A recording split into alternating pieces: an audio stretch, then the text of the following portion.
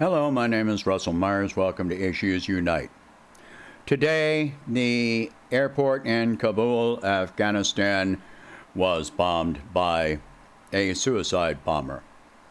Now, obviously, this is a tragic incident, and you know, this is horrible, but none of this was ever actually necessary, you know,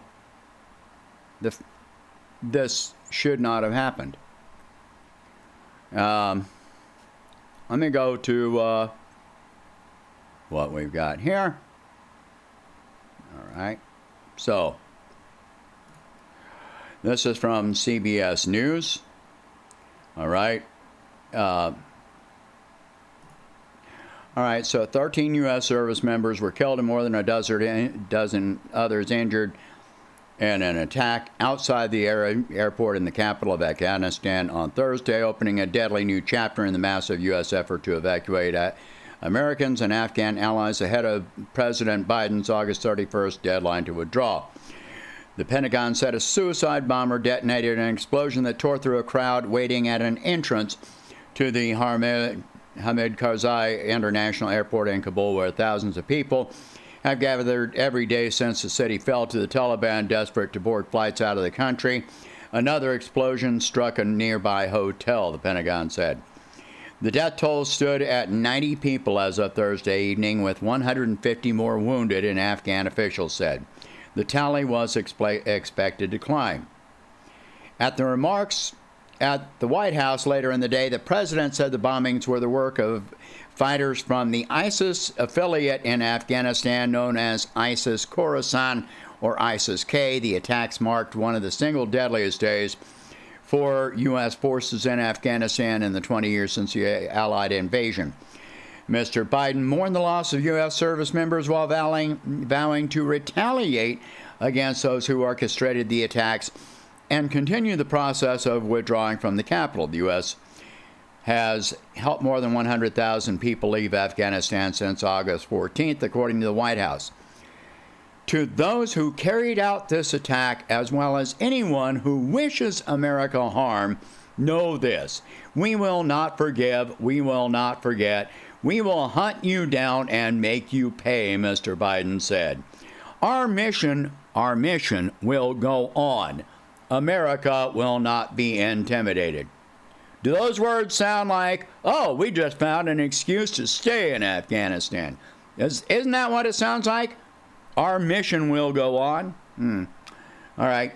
A Taliban spokesman condemned the gruesome incident and said the group will take every step to bring the culprits to justice.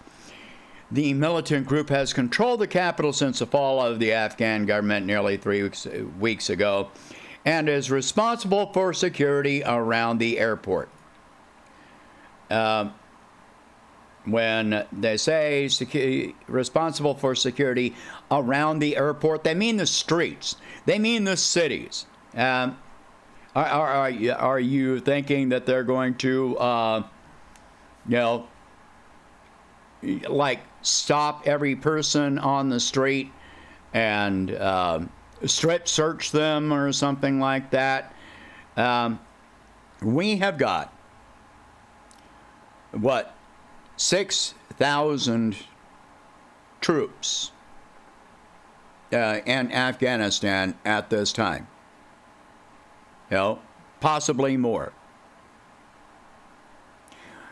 If you go to the airport and try to board a flight, you are going to be screened intensely by TSA as if you are a terrorist. So, and this has been going on for 20 years. So has the U.S. government, has the U.S. military not learned anything about maintaining security in war zones, at airports, in those 20 years? That's highly questionable. we already know, listening to the media, that they are trying to find some excuse to remain there. And we did not need to be there at all. Let me bring something up from 20 years ago. All right? Go to this other page. All right, this is from Sunday, October 14th, 2001. Bush rejects Taliban offer to hand bin Laden over. President George Bush rejected as non-negotiable an offer by the Taliban to discuss turning over Osama bin Laden if the United States ended the bombing in Afghanistan. Returning to the White House after a weekend in Camp David, the president said the bombing would not stop unless the Taliban turn bin Laden over, turn his cohorts over, turn any hostages they hold over. He added there's no need to discuss innocence or guilt. We know he's guilty. In Jalalabad, Deputy Prime Minister Haji Abdul Kabir, the third most powerful figure in the ruling Taliban regime, told reporters that the Taliban would require evidence that bin Laden was behind the September 11th terrorist attacks in the U.S., but added, we would be ready to hand him over to a third country. If the Taliban is given evidence that Osama bin Laden is involved and the bombing campaign stopped, we would be ready to hand him over to a third country. But it would have to be to a state that would never come under pressure from the United States, he said.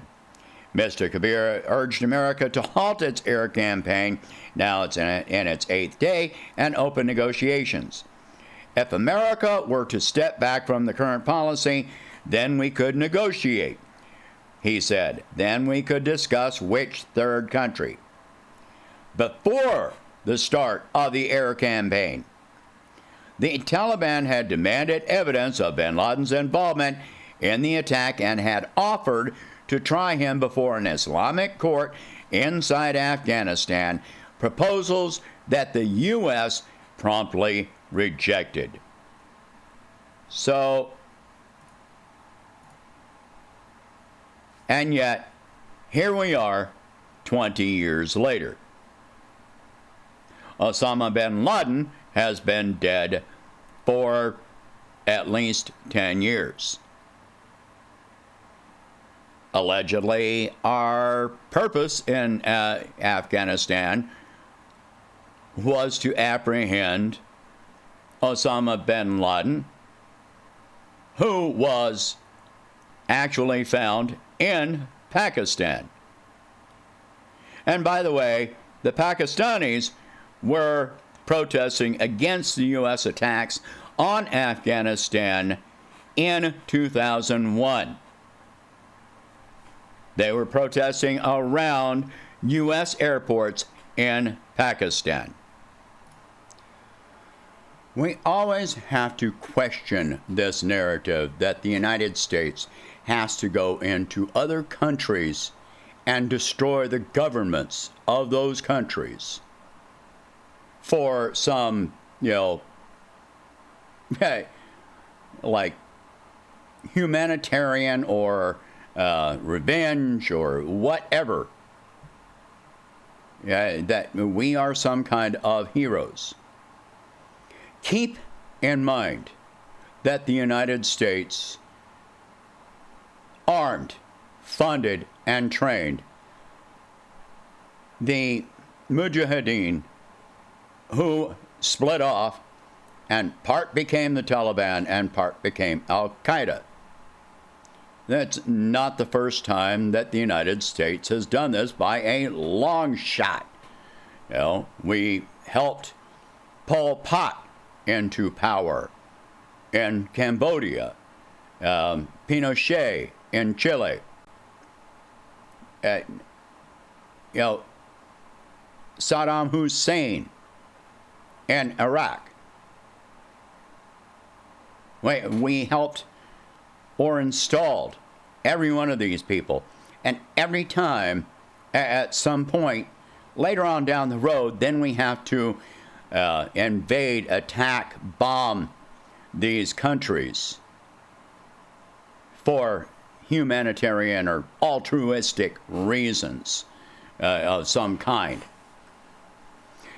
You really have to question whether the goal was ever, has ever been, when we install these extremists into power, whether the goal is actually to stabilize a country or whether the goal is so that we can go back later and invade, attack, bomb, commit atrocity after atrocity, and spend billions, trillions of dollars ripped out of our society while our own people go homeless and without medical care and with low wages and etc., etc.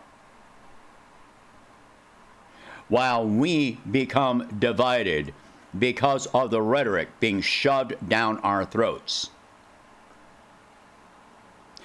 The people that died at that airport today would not have died in this manner today if we had not been there.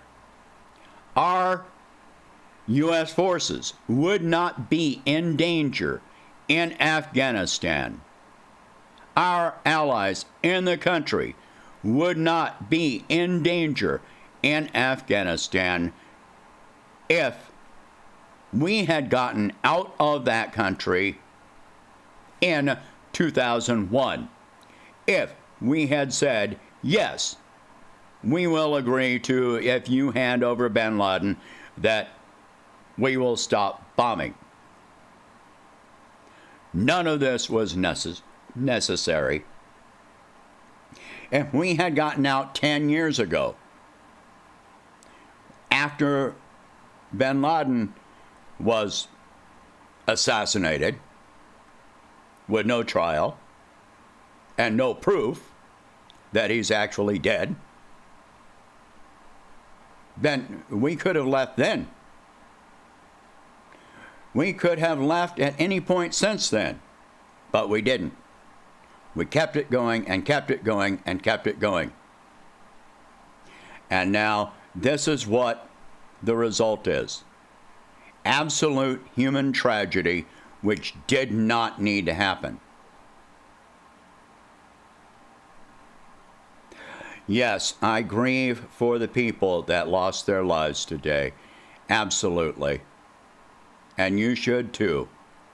But what we really need to grieve for is ourselves. We need to grieve for the people that still believe these narratives. The people, we need to grieve for the truth, for the way that we are being lied to, for the sake of profits of military-industrial complex, warmongering corporatists, for oil company profits, for empiricism. This, we need to get out of Afghanistan. This just needs to end. Oh, and another question you should be asking is, why is ISIS attacking us as we're leaving? Allegedly, ISIS is supposed to be our enemy, right? Well, the Taliban and ISIS are absolutely enemies. So, why is ISIS attacking us as we're leaving? Because it has been absolutely proven that we armed, funded, and in many cases trained ISIS. We effectively created ISIS. This is not a question. This is well documented, not only from good journalists in the United States, but in other countries as well. What is going on here is that ISIS is trying to attack us to gain a response for revenge to keep U.S. forces in Afghanistan. Because if we stay there, we're not going to be going after ISIS. We're going to be going after the Taliban. Have no doubt about that. All right. Share this video. Talk about these subjects. If you can, please donate $1 a month to help expand the channel. I will catch you in the next one.